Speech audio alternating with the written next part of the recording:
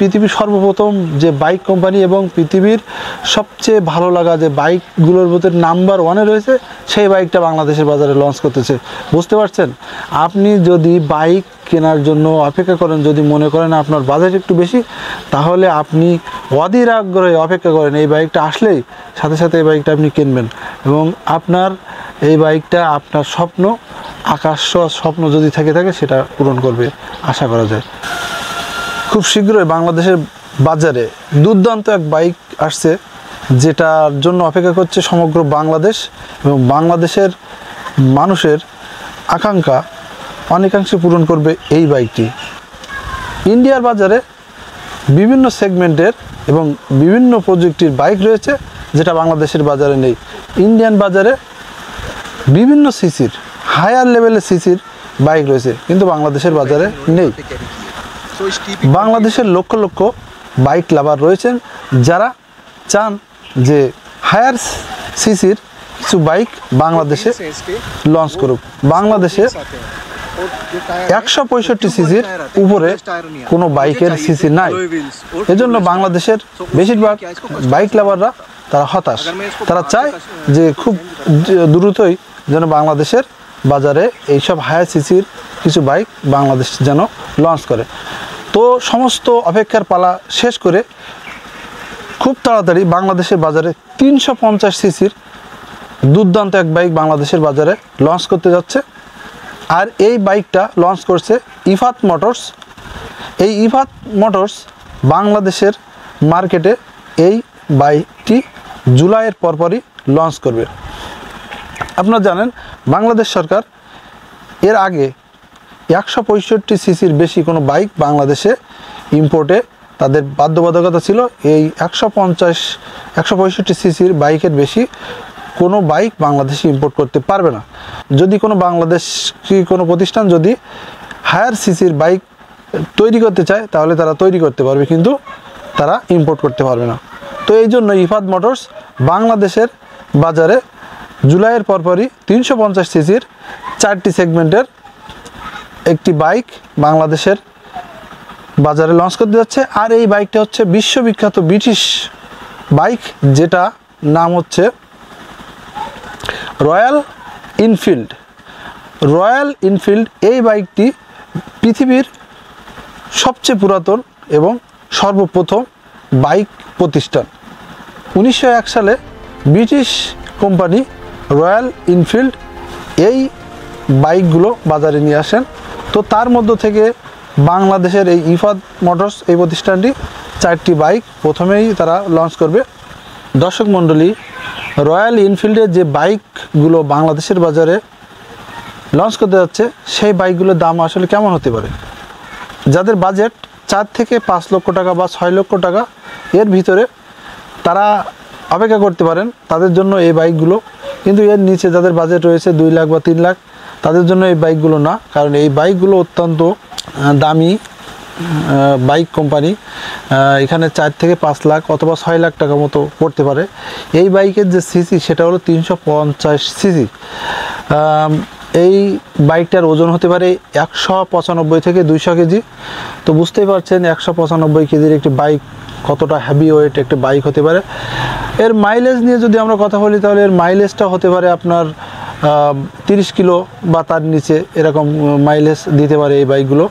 তবে এই বাইকগুলো দিয়ে আপনি যে কোনো জায়গায় আপনি চালাতে পারবেন। উঁচু নিচু জায়গা, এবড়ো থেবড়ো রাস্তা, পাহাড়ের চূড়ায়, মানে এভরিথিং, যে কোনো জায়গায় যে কোনো পরিবেশে আপনি এই বাইকটা আপনি চালাতে পারেন উইথ কমফোর্ট। আপনি অনেকটাই কমফোর্ট অনুভব করবেন। যে কোনো রাস্তায় আপনি এই বাইকগুলো চালাবেন, আপনার কোনো রকম সমস্যা আপনি ফেস করবেন না। 1901 সালে রয়্যাল এনফিল্ড কোম্পানি তারা যে বাইকগুলো মডেল তারা তৈরি করেছিল, বর্তমানে সেম মডেলই তাদের রয়েছে। 1901 থেকে এই 2024 পর্যন্ত তাদের মডেলের কোনো পরিবর্তন হয় নাই। মডেলটা তারা সেম রেখে তারা এই যে বাইক তারা তৈরি করেছিল। পরবর্তীতে তারা এই ব্রিটিশ এই কোম্পানিটা তাদের এই যে বাইক যে উৎপাদন, তারা এটা ধরে রাখতে পারে নাই। পরবর্তীতে ভারতীয় সরকার তাদের থেকে বাইক, বেশ কিছু বাইক তারা ইম্পোর্ট করে। পরবর্তীতে তারা তাদের কোম্পানি যখন বন্ধ হয়ে যায় তখন এই বাইকের যে ইম্পোর্ট বন্ধ হয়ে যায় তখন তারা চেষ্টা করে, ভারতীয় কোম্পানি তারা নতুন করে ওইখানে এই রয়্যাল এনফিল্ডের যে আপনার যন্ত্রপাতি সেগুলো তারা ইম্পোর্ট করে তারা প্রাথমিক পর্যায়ে তারা এই বাইকগুলো ইন্ডিয়ান যে কোম্পানি তারা এগুলো পার্টসগুলো সংগ্রহ করে তারা বাইক তৈরি করে তারা প্রাথমিকভাবে তারা বিক্রি করতো। পরবর্তীতে তারা বড় ধরনের একটা কোম্পানি করে, রয়্যাল এনফিল্ড কোম্পানি। তো সেইখানে তারা যন্ত্রপাতি তারা তৈরি থেকে শুরু করে পুরো বাইকের সব কিছু তারা তৈরি করে এবং তারা সেখানে উৎপাদন করে। তো ভারতীয় বাজারে রয়্যাল এনফিল্ড 350 সিসির বাইকগুলো ব্যাপক আকারে প্রচলিত রয়েছে, সেখানে কোনো বাধ্যবাধকতা নেই। ভারতের জনসাধারণ এই রয়্যাল এনফিল্ডের যে বাইকগুলো তারা ব্যবহার করে থাকে, কিন্তু বাংলাদেশের মার্কেটে যেহেতু 165 সিসির কোনো বাইক এতদিন প্রচলিত ছিল না, সেজন্য এই বাইকগুলো বাংলাদেশের বাজারে ইম্পোর্ট করা সম্ভব হয়নি।